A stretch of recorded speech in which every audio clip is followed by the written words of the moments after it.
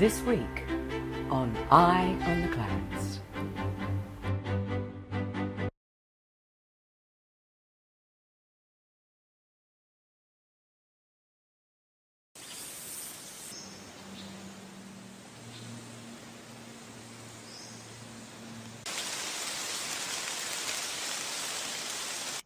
Look carefully at these forests, for you might not see them in this condition for a lot longer.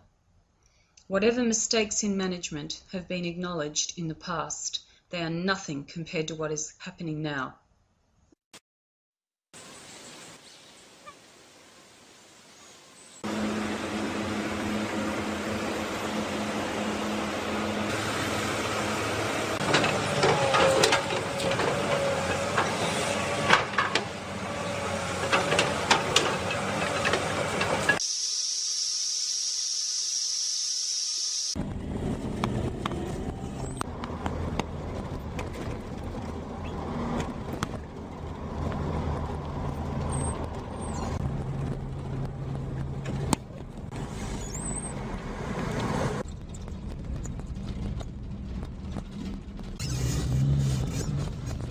Pockets of destroyed habitat are appearing all over New South Wales. The loggers are being ordered to go in every 5 years over what is supposed to be regenerating areas. There is no chance for any ecosystem to re-establish.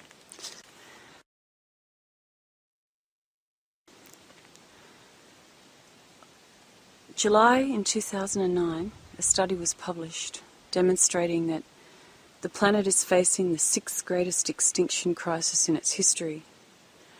This extinction crisis is centred in Oceania. Australia's part of Oceania.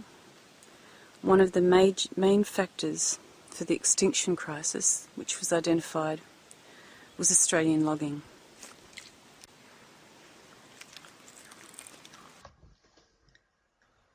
Forest New South Wales is cutting faster and harder than ever before.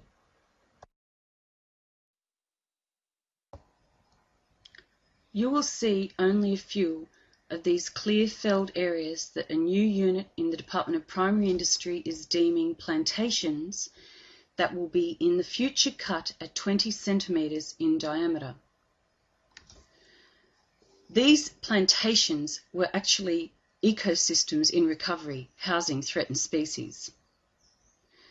All around these areas, the rest of the native forest is being butchered.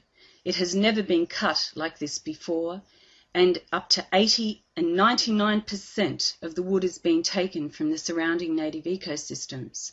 These will soon join up with the clear-felled plantations.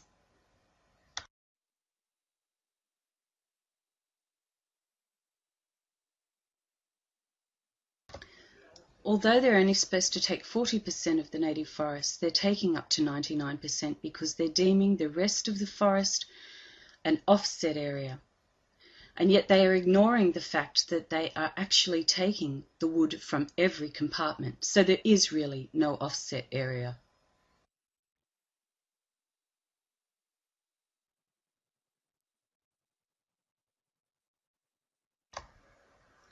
Most of Middle Brother is what they call light to moderate single tree selection, and yet they have almost taken the entire western face of the mountain.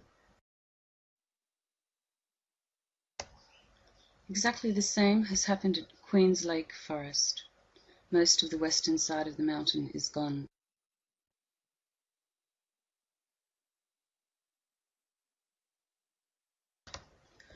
Back at Lorne State Forest, the plan is clear. Here heavy single tree selection, all above the catchment of Upsells Creek and Swans Crossing, from Blackbutt Road all the way up towards Comboyne. You see a mix of clear fell and then heavy single tree selection where 80 to 99% of the wood is taken, with only blackbutt seed trees remaining. Lantana from ravaged forest experiments in the past appears in the light green below. The surrounding forest has already been ravaged, as we will see later. Soon these almost clear-felled areas where only blackbutt seed trees are left will join up with the plantations that are planted with blackbutt below. We will end up with one vast single-species dominated landscape.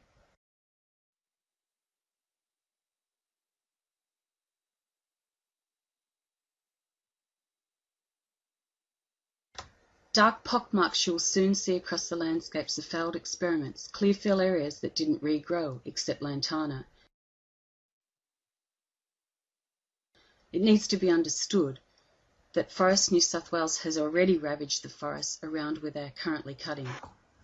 The forests along Upsells Creek near Swans Crossing that took 50 to 60 years to recover to become wildlife habitat, including home for rare and threatened species, have been clear-felled again, despite what we now know about our extinction record. Kilometres have since been clear-felled to establish a plantation, and the entire catchment above this area is native forest that has been cut 80 to 99% of the wood taken. The native forest is, it's copping it now. You were saying that the native forests are being compared to other countries. Could you explain that? What they're trying to do is run native forest the same way you run pine. And pine, as if it's a monoculture. Pine's like wheat. You can harvest the whole paddock and it's exactly the same. They've got no criteria to worry about.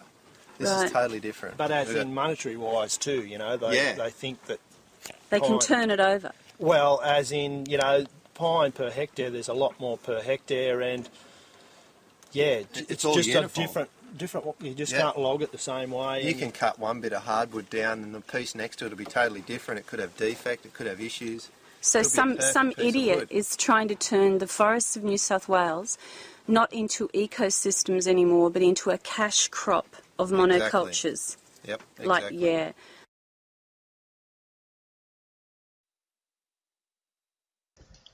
What was once the beautiful, diverse, mixed hardwood and rainforest of the Lawn Valley is being converted into a single-species dominated landscape. The clear fell and the surrounding almost clear fell will conveniently join up into a sterile industrialised landscape. Forest New South Wales Chief Executive Officer comes from a plantation background.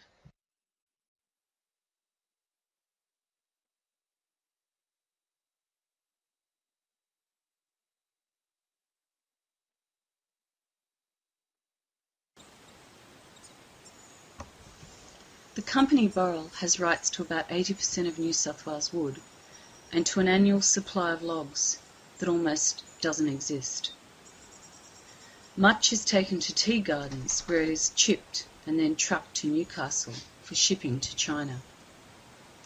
Our wildlife's home and food, the forests that protect our waterways, and our future hardwood resource is being pulped. This insane contract loses Australian and New South Wales taxpayers multi-millions of dollars a year. Yet the Auditor-General formally warned several years ago North Coast forests are being cut faster than they can grow back. Forests New South Wales is ripping our native forests apart. Why? In a review of the contract, someone agreed to insert a compensation clause to allow Boral compensation in the event of lack of supply. So they are now cutting as hard and fast as they can.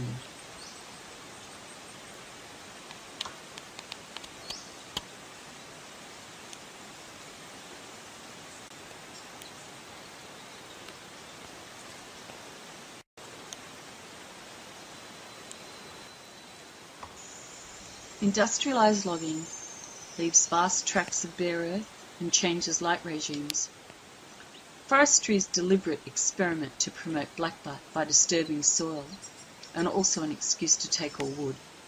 is resulting in mass weed invasion. Lantana and camphor laurel are appearing in the pristine creeks and valleys for their disturbing soil right up to the rainforest and drainage line margins.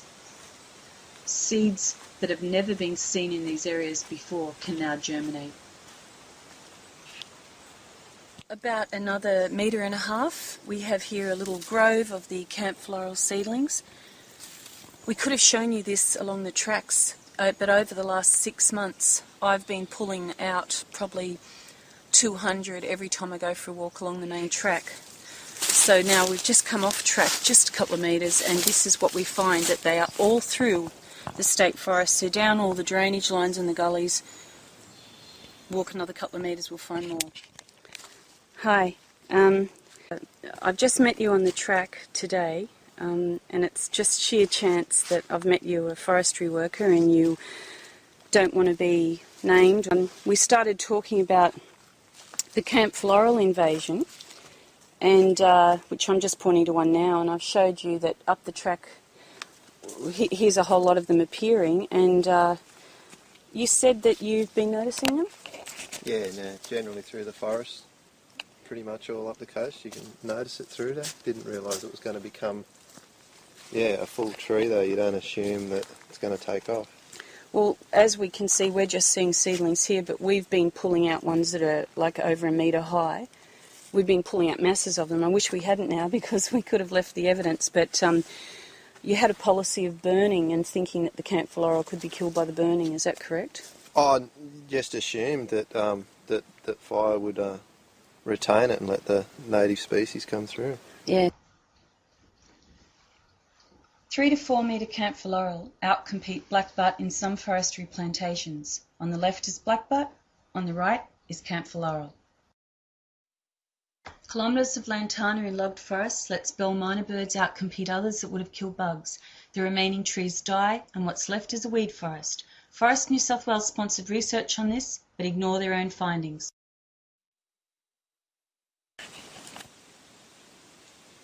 We will be left with seas of lantana. Here it is, almost a monoculture, and I'm walking down the trail. This, of course, is where it's not camphor laurel. And this exercise is repeated all over New South Wales. In some places the weed might be different. But this is the fate of our hardwood forests, and anyone can see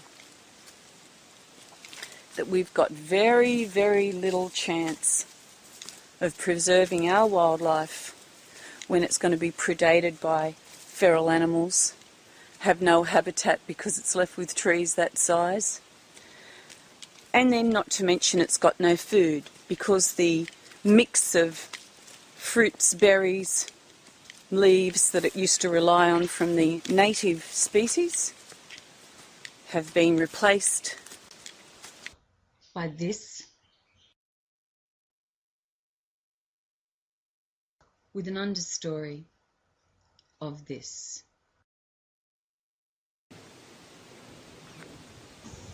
And soil erosion, the spoiling of the protective filter of our upper, mid and lower catchments, the source of our clean water.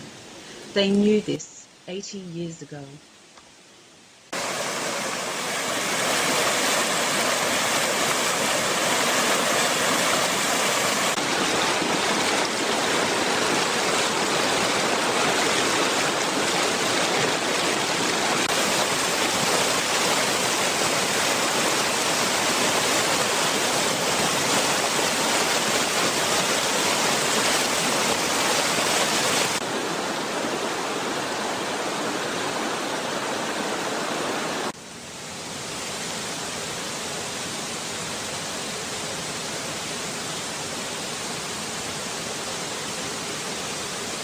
Just telling me that in this section that we're looking at over there, because you're coming back again and again and again, because you've got this small turnaround time, you're killing the regeneration every time you come back. Yeah, through the harvesting, you've got a higher chance of damaging it, and then you just have that problem of your regen. You're getting less regen all the time.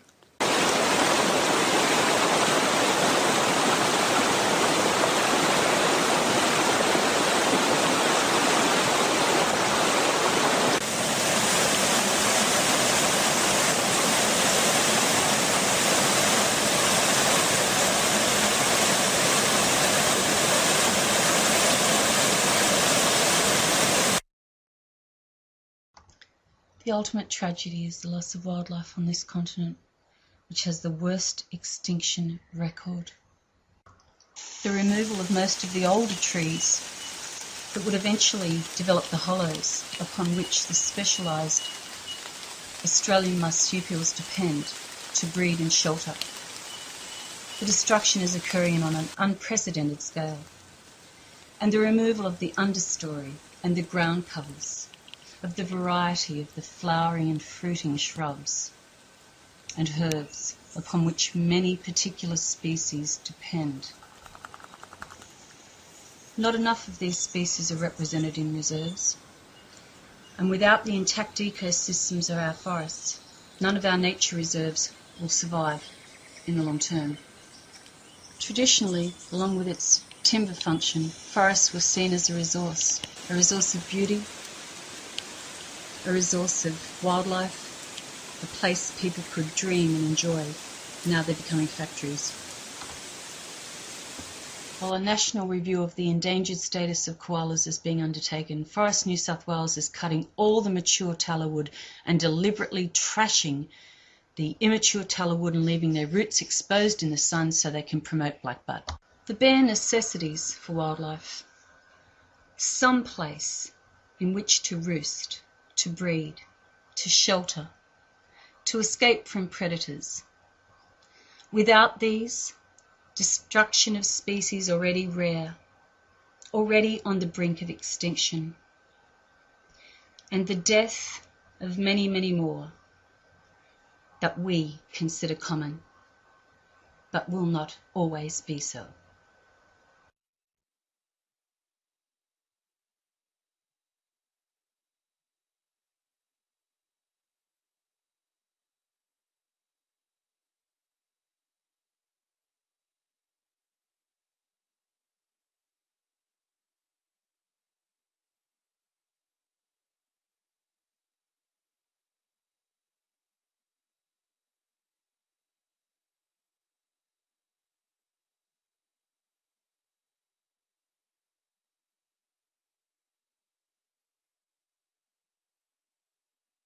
Boral's contract to the rights of about 80% of New South Wales native hardwood is in place for another 11 years.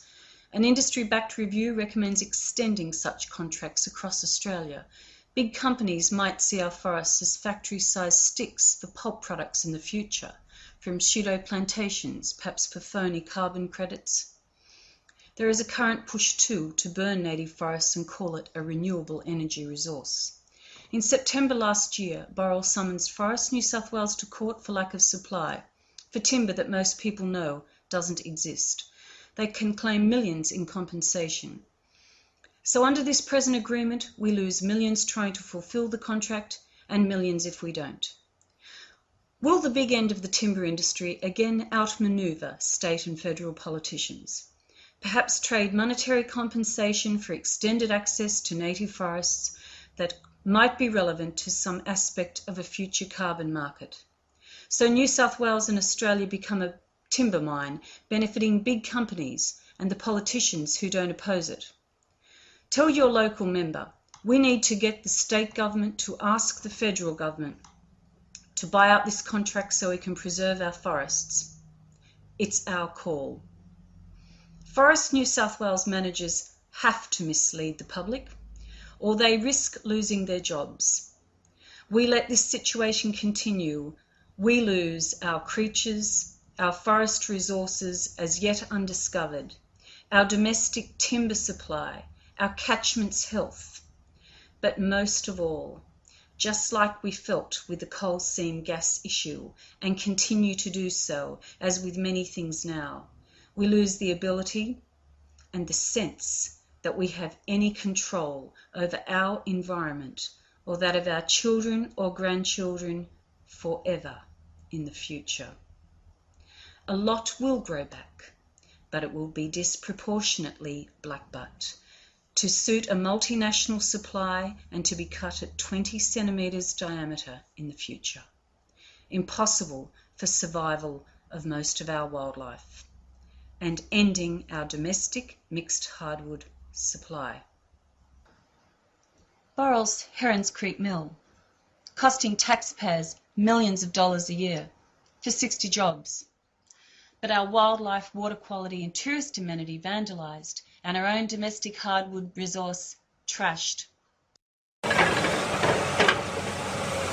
a shonky yet tragic tube supply agreement.